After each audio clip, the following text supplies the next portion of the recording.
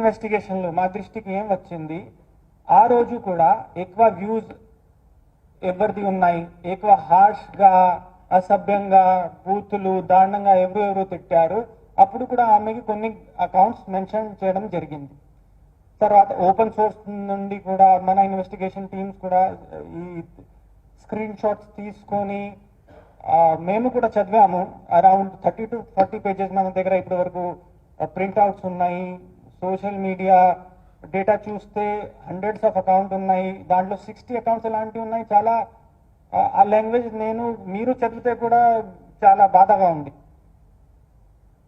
ఇది అంతా చేసిన తర్వాత బ్యాక్గ్రౌండ్కి వెళ్ళి ఆ అకౌంట్ ఎవరు ఆపరేట్ చేస్తున్నాడు, ఎక్కడ ఉంటాడు, టీమ్స్ పెట్టాము.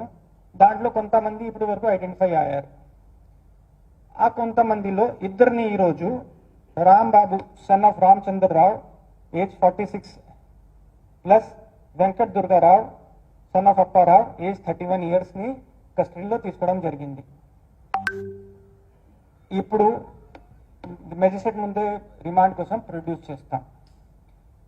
ఇంకా కొన్ని ఇండివిజువల్స్ని ఐడెంటిఫై చేసి ఉన్నాము, అకౌంట్స్ కూడా వర్కౌట్ చేస్తున్నాము.